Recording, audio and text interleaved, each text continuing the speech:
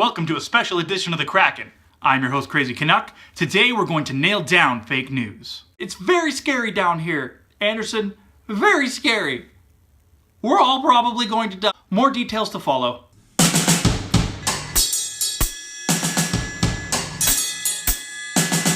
In this episode, we're going to be defining the terms fake news, poor journalism, biased journalism, and editorials. Fake news has no basis in fact. It is either made up or unverifiable. I mean this in the strictest of terms, because most news that you read is not fake.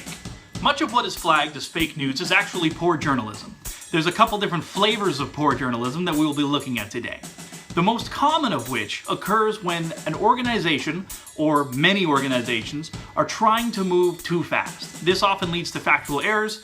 Somebody makes a claim that they shouldn't have made. There have been several examples of this lately, including the coverage of the attack that occurred in Quebec. There was a witness who was identified as a shooter, and his name just stayed up on CBC, of all places, for hours before a correction was made. Another major type are factual errors. These happen. It's just a fact of life. And as long as an organization is willing to issue a correction loudly, point out their mistake and do something about it, it's just something that's accepted in the journalist community. Lately, factual errors have been used as justification for calling entire publications fake news. This brings us to biased journalism, where a story or an organization is presenting you with the facts, or at least most of the facts. They're not outright lying to you, but they may be omitting certain pieces of information, or at least talking in such a way that leads you to believe the opinion or support the position that they're trying to push. When an organization is talking about someone with disparaging terms and a different person with glowing terms, you really need to start to take that information with a grain of salt. The next episode in this series will be entirely focused on bias. It's a very large topic, so we're going to leave it here for now. Finally, we have editorials. Editorials are not news, but are generally published on news sites or in newspapers. Ask your dad. The editorial section is reserved for opinion pieces. When you're talking about a story and stray from the facts, you've begun to editorialize. Everybody does this in their daily lives. This is where most productive conversations happen. You address the facts, then you move on past them and talk about why they're useful. Okay, now that the theory's out of the way, let's put this into practice. Let's construct some fake news together. Let's make it focus around the president. Not the president. A president, a hypothetical president, right? Let's not get too personal on this. Let's say our hypothetical president is a narcissist ex-television star who says things without thinking them through. Okay, cool. How about a villain? Let's get a villain. Let's get a nice, scary villain. Someone who's powerful and cold and bald. That sounds good. Let's go with that. And a hero in the story. How about a daring journalist? Someone that everybody can agree that we like. Okay, we're good? We've got the story? Okay. The subjects are taken care of. Let's lay out the story. Breaking news this hour.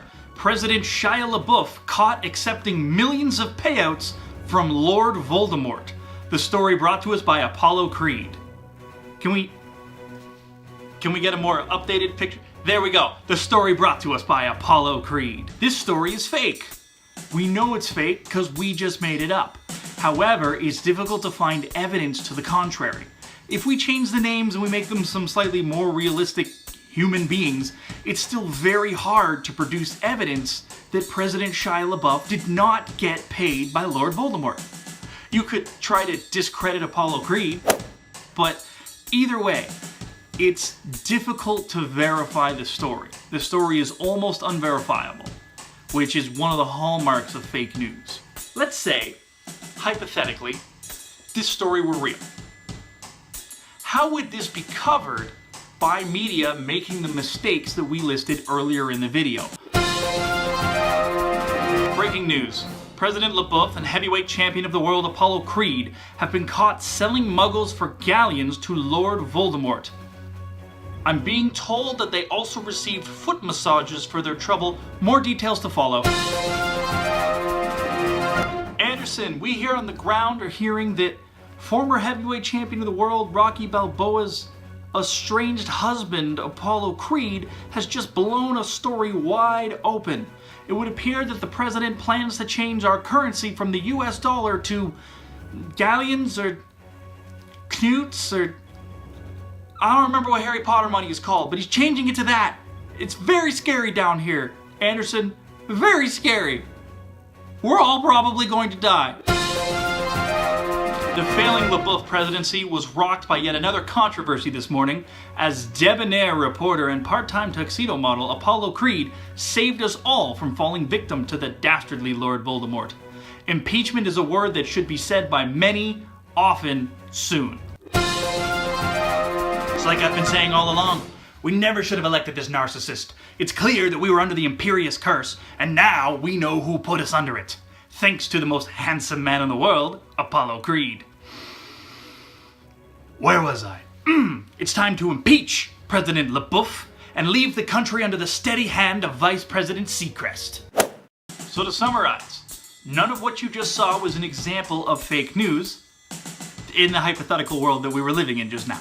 There was some terrible reporting going on there, but it wasn't fake. You can't just call it fake. When you call that fake, you legitimize the other stuff that is just made up. This has been the first video in the Kraken College series. There will be 4 in total. They will link off of this one. This represents the essential content for this channel. If you go through these courses, if you watch all 4 of these videos, you will be fully equipped to understand any video that I put out in the future, regardless of how long you've been away. If you're new to the channel, this is where you should start. If you've been away from the channel, this is where you should come back to. To graduate from Kraken College, you must watch all 4 videos. You must like all 4 videos. I'm not saying you actually need to enjoy all 4 videos, I'm saying you need to push the like button. This is because it's actually incredibly important for a channel to get likes. It does a lot to increase visibility. It's going to do a lot for the future of this project if you hit that like button for me. In order to graduate, you will also need to be a subscriber. Duh. To graduate, there will be a test. It will not be hard if you watched all 4 videos. You'll also be required to share this video somewhere, whether it's on your Facebook or your Twitter or you text it to your mom, whatever. The idea here is not to just throw a show at you. It's for us to engage.